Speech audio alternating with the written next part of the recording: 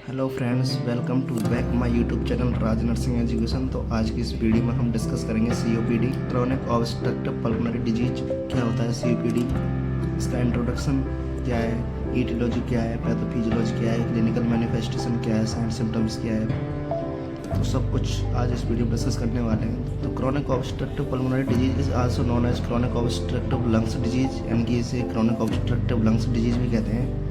और chronic obstructive airway disease, इसको chronic obstructive airway disease भी कहते हैं और क्रोनिक एयरवे लिमिटेशन भी कहते हैं। It is a group of respiratory disorder in which air flow is obstructive, यानी कि ये ग्रुप ऑफ रेस्पिरेटरी डिसऑर्डर होता है जिसमें एयर फ्लो इज ऑब्स्ट्रक्टिव, जिसमें एयर फ्लो ऑब्स्ट्रक्टेड हो जाता है, रुकावट हो जाती है एयर फ्लो में। अब इस डिजीज में तो 3 डिजीज शामिल होती है emphysema, chronic bronchitis and asthma.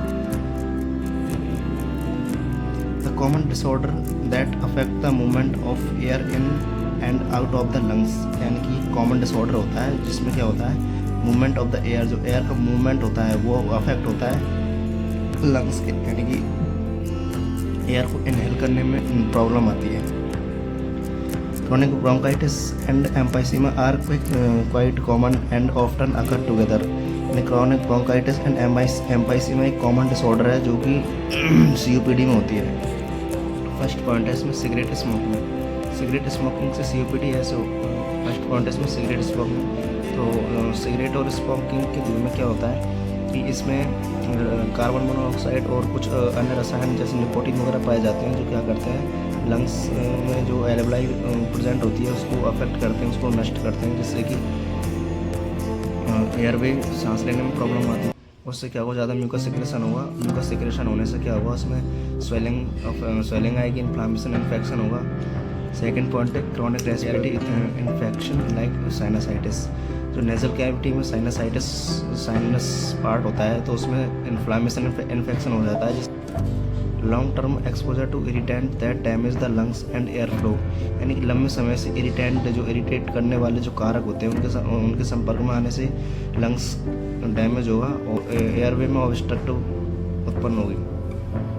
Fourth point है अल्फा 1 एंटीट्रिप्सिन AAT डेफिशिएंसी। इससे सीओपीडी कैसे होगा, तो अल्फा 1 एंटीट्रिप्सिन एक प्रकार की प्रोटीन होती है जो कि इन्फेक्शन, इन्फ्लामेशन से लंग्स को बचाती है और ये क्या करती है कि लंग्स में जो एयरवे पाथवे होता है उसको क्लियर रखती है। अब यदि इसकी डेफिशिएंसी हो जाएगी तो इन्फेक्शन, इन्फ्लामेशन होगा लंग्स में, जिससे जो पाथवे होगा एयरवे ब्रीथिंग का तो वो नैरो होगा तो सांस लेने में प्रॉब्लम आएगी और ये एक जेनेटिक डिसऑर्डर भी हो सकता है। If asthma left untreated lungs damage over time can lead to COPD, यानी यदि अस्थमा को टाइम रहते ट्रीट नहीं किया गया तो सीओपीडी डिसऑर्डर होगा। अब देखते हैं रिस्क फैक्टर क्या है सीओपीडी के। फर्स्ट पॉइंट है एयर पॉल्यूशन। एयर पॉल्यूशन से सीओपीडी हो सकता है। सिगरेट स्मोकिंग से सीओपीडी हो सकता है। थर्ड पॉइंट है हेरिडिटी एंड जेनेटिक प्रेडिस्पोजिशन, यानी कि हेरिडिटी एंड जेनेटिक भी ये ट्रांसफ़र हो सकती है। फोर्थ पॉइंट है एज। मोस्ट पीपल आर 40 और older when there symptoms start up, यानी कि जो सीओपीडी की जो प्रॉब्लम होती है वो मोस्ट कॉमन 40 एज जो क्रॉस कर जाते हैं उन व्यक्तियों में होती है।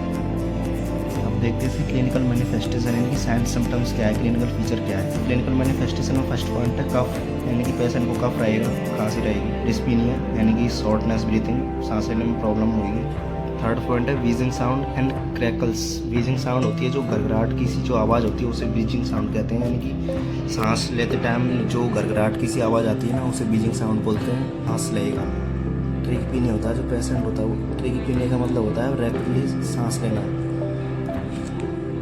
Use of accessory muscles of the respiration, यानी कि सीओपीडी में एसेसरी मसल्स यूज में होती हैं। एट्थ पॉइंट है फटीग एंड वेट लॉस, यानी पेशेंट को थकान रहेगी। अब थकान क्यों रहेगी, क्योंकि यदि एयर में ब्रीथिंग शॉर्ट हो जाएगी तो प्रॉपर रूप से O2 की मात्रा टिश्यू तक नहीं पहुंच पाएगी, सेल टिश्यू तक नहीं पहुंच पाएगी, जिससे पेशेंट को थकान रहेगी। और वेट लॉस, यानी कि वेट लॉस होगा।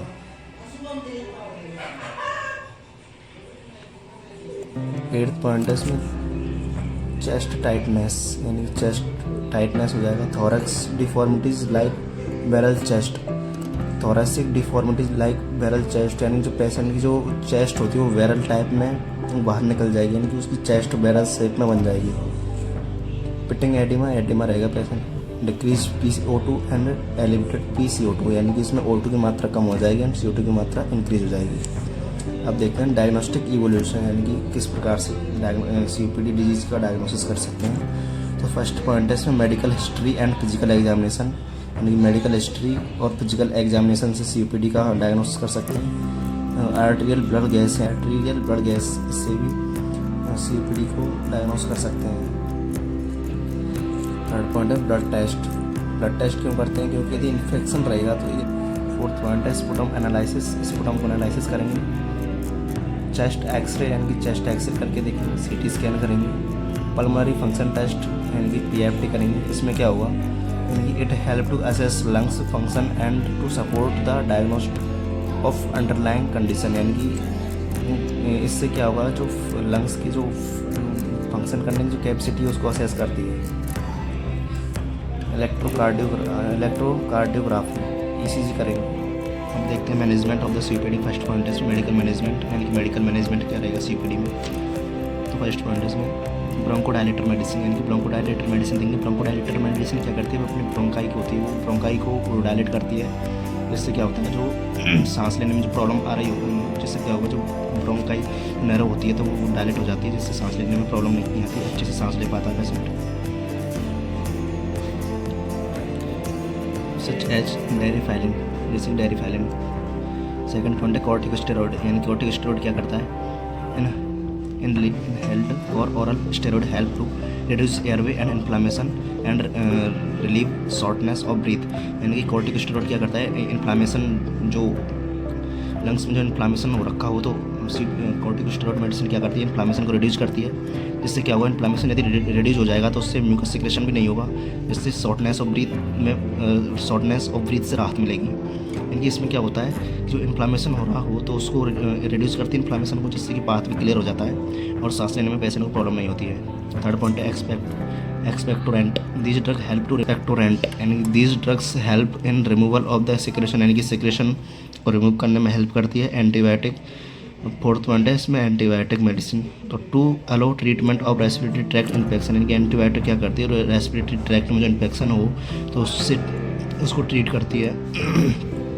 सिक्स पॉइंट है इसमें breathing exercise and chest physiotherapy, यानी कि टू मोबिलाइज्ड सिक्रेशन, यानी कि ब्रीथिंग एक्सरसाइज से भी COPD से राहत मिल सकती है। Oxygen therapy to correct hypoxia, यानी कि ऑक्सीजन थेरेपी देंगे इसमें हाइपोक्सीमिया से